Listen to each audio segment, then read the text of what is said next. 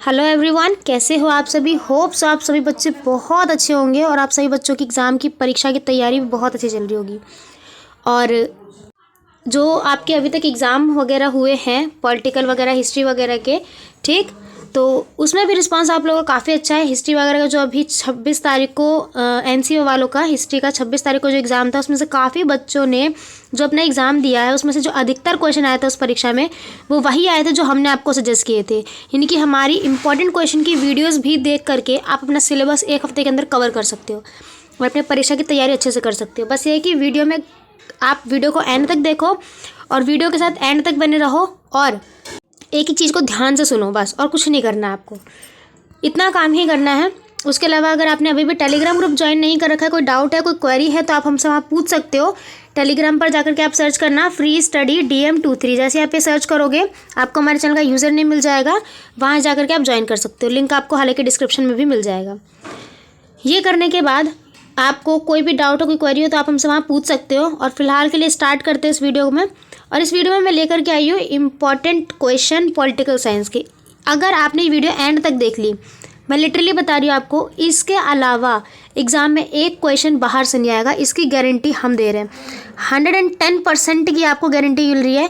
मतलब ये मान के चलो कि यहाँ से बाहर भाई कुछ आने ही नहीं वाला, इतने कॉन्फिडेंस के साथ हम कह रहे हैं, क्योंकि यहाँ से बाहर कोई आए नहीं, एडवांस ही बता दिया गया है। हो सकता है यहाँ से कम ही आए। और नॉन वालों का एग्ज़ाम बहुत आसान होता है, कोई मुश्किल नहीं होता है। अगर हम पॉलिटिकल ऑनर्स से देखें तो ऑनर्स से भी जो क्वेश्चन आया उसमें बहुत इजी था। इस बार का एग्ज़ाम देख लिया, प्रीवियस ईयर पेपर में भी देख करके बताया, उसी को देखने के बाद ये क्वेश्चन मैं आपके लिए लिख करके आई हूँ। ठीक, तो फटाफट वीडियो को स्टार्ट करते हैं। और ये आप पढ़ लोगे, इतना क्वेश्चन ही कवर कर लिए, क्योंकि एग्ज़ाम में ज़्यादा नहीं, आपको 5 ही क्वेश्चन अटैम्प्ट करने होते हैं 10 में से, ठीक है ना। तो ज़्यादा कुछ करने की ज़रूरत नहीं है और इतना पढ़ लो, मोर देन इनफ है। इसके अलावा कुछ पढ़ने की ज़रूरत नहीं है। लेकिन अगर इतना पढ़ने के बाद भी आप और सोर्सेज से पढ़ रहे हो तो भाई फिर कुछ कहने की बात ही नहीं है, फिर आप पढ़ो जितना पढ़ना है। लेकिन मेरा सजेशन यही है, इतना ही पढ़ो, उससे ज़्यादा पढ़ने की ज़रूरत नहीं है। तो फटाफट वीडियो को स्टार्ट करते हैं। क्वेश्चन देखो पहले क्या बोला है। क्वेश्चन हम सिर्फ क्वेश्चन ही डिस्कस करेंगे। क्वेश्चन है, अध्यक्षीय प्रणाली के क्या फ़ायदे होते हैं। आप इस कथन से सहमत है?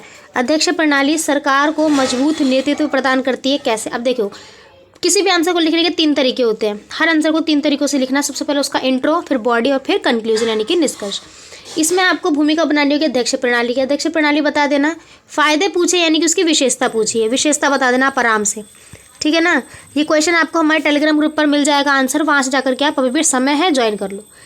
अगला प्रश्न है, ब्रिटिश संसदीय प्रणाली की प्रमुख विशेषता क्या है। ब्रिटिश संसदीय प्रणाली की विशेषता क्या है, इसका आंसर आपको करवा दिया जा चुका है। ये आप टेलीग्राम पर नहीं, वहाँ तो है ही, यूट्यूब पे प्लेलिस्ट इंपॉर्टेंट क्वेश्चन की प्लेलिस्ट पर जाकर के आप चेक कर लेना, वहाँ मिल जाएगा आपको। ये क्वेश्चन आप वहाँ से कर लोगे। तीसरा प्रश्न, सत्तावाद से आप क्या समझते हो, उदाहरण के साथ बताना है। कैसे सत्तावाद और लोकतांत्रिक शासन एक दूसरे से अलग है, ये भी करवाया जा चुका है, ये भी कर लेना। 3 क्वेश्चन अभी तक सारे के सारे हमने करवा दिए विद आंसर। चौथा प्रश्न बोला है, कनाडा की संघीय व्यवस्था मुख्य विशेषताएं क्या है। ये क्वेश्चन के मतलब 25% ही चांस है आने के, नहीं आएगा यहाँ से, संघीय व्यवस्था से नहीं पूछेगा। हाँ, यहाँ पर ये संसदीय व्यवस्था की विशेषताएं वगैरह पूछ ले, लेकिन एक पर्टिकुलर देश को टारगेट करके नहीं पूछेगा। ठीक, अगला प्रश्न, चीन के विशेष संदर्भ में एक दलीय व्यवस्था की प्रमुख विशेषता बताओ। इंपॉर्टेंट क्वेश्चन है, ध्यान रखना। इसमें आप कुछ नहीं बताना, सिर्फ एक दलीय व्यवस्था के बताना और एक दलीय व्यवस्था की विशेषता बता देना। अब विशेषता उसके गुण में भी दिखती है और अवगुण में भी दिखती है, तो ये आप आराम से बता देना, मिल जाएगा। टेलीग्राम पर है, यहाँ से आप ज्वाइन कर सकते हो, मतलब देख लेना। अध्यक्ष प्रणाली का क्या फ़ायदा है, दोबारा से वही क्वेश्चन आ गया, ये जो अभी ऊपर डिस्कस किया।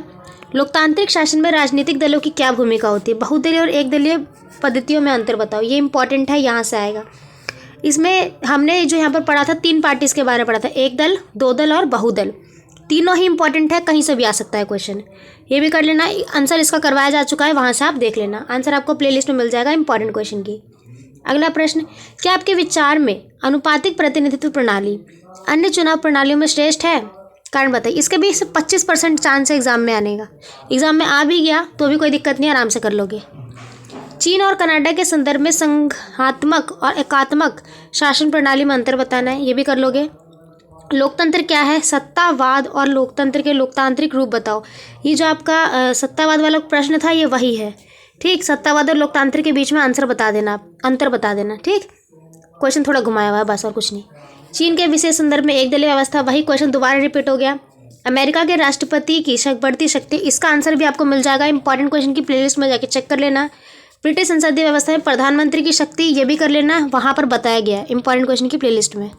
संघात्मक और एकात्मक शासन प्रणाली की विशेषताएं बतानी है, टेलीग्राम पे आंसर मिल जाएगा। दोबारा वही क्वेश्चन रिपीट है। वैश्वीकरण के संदर्भ में राष्ट्र राज्य की परिवर्तनीय प्रकृति का वर्णन करना है, ये क्वेश्चन 30% चांस आने का। अमेरिका के राष्ट्रपति की शक्तियों का विशेषता बतानी है, यह आ सकता है। ब्रिटिश संसदीय व्यवस्था में प्रधानमंत्री की शक्ति, इसका आंसर करवाया जा चुका है, कर सकते हो आप। संघात्मक और एकात्मक शासन प्रणाली की विशेषता, वही क्वेश्चन है जो ऊपर डिस्कस किया है। कनाडा वाला फिर से पूछ लिया गया। चुनाव प्रणाली, भूमंडलीकरण और यूनिट 1 से देखो तुलनात्मक राजनीति से ये प्रश्न पूछे जा सकते हैं। तुलनात्मक राजनीतिक विश्लेषण की प्रकृति और अध्ययन क्षेत्र के बारे में बताएं, या फिर तुलनात्मक राजनीतिक विश्लेषण से आप क्या समझते हैं, इसकी परंपरागत और आधुनिक अध्ययन में अंतर बताओ। या फिर ये पूछा जा सकता है, यूनिट 2 से है ये लोकतंत्र वाला, तो ठीक। यूनिट 1 से आया तो इन्हीं दोनों में से कोई एक प्रश्न आएगा डेफिनेटली, और यूनिट 2 से आया तो सत्तावाद और लोकतंत्र के बीच डिफरेंस ज़रूर पढ़ के जाना, ये आता है हर बार का एग्जाम में। फिर चीन वगैरह के बारे में पढ़ लेना और दलीय व्यवस्था के बारे में पढ़ लेना। ये प्रश्न भी आप थोड़ा अच्छे से देख लेना। चुनाव प्रणाली क्या है, उपयुक्त उदाहरण सहित अनुपातिक प्रतिनिधित्व व्यवस्था की विवेचना करनी है। हो सकता है अनुपातिक प्रतिनिधित्व पूछे, या फिर पूछा जा सकता है first past the post system, ठीक है ना। ये दोनों ही पढ़ लेना, आप अच्छे से आप कर लोगे, ठीक है। यहाँ से आप ये भी कर लोगे। तो ये है पॉलिटिकल साइंस के कुछ इंपॉर्टेंट क्वेश्चन। इतने भी क्वेश्चन आपने कर लिए, लिटरली बता रही हूँ, इसमें से अगर 10 क्वेश्चन भी कर लिए तो भी आपके लिए इनफ है, क्योंकि वही 10 क्वेश्चन आएंगे एग्जाम में और उन्हीं में से 5 करने हैं आपको। तो कुछ नेगेटिव नहीं है, बहुत अच्छा आराम से करोगे। होप से ये वीडियो आपके लिए बहुत ज़्यादा हेल्पफुल रही होगी। अब एग्ज़ाम में आप अच्छे से सारे क्वेश्चंस अटैम्प्ट कर सकोगे, कोई दिक्कत नहीं, कोई डाउट नहीं रहेंगे आप। अगर अभी भी कोई डाउट है, कोई प्रश्न समझ नहीं आ रहा, उसके आंसर को कैसे लिखना है, तो आप हमारे टेलीग्राम ग्रुप को ज्वाइन करो और वहाँ पर आप हमसे पूछ सकते हो। हम डेफिनेटली उसका आंसर आपको पेपर से पहले बताएंगे, ठीक है ना। तो ये आप कर लेना। तो मिलते हैं अब अगली वीडियो में। बहुत बहुत धन्यवाद आप लोगों का यहाँ तक बने रहने के लिए। Thanks to being and thanks for watching. और हाँ, एक चीज़ और, best of luck for your exam.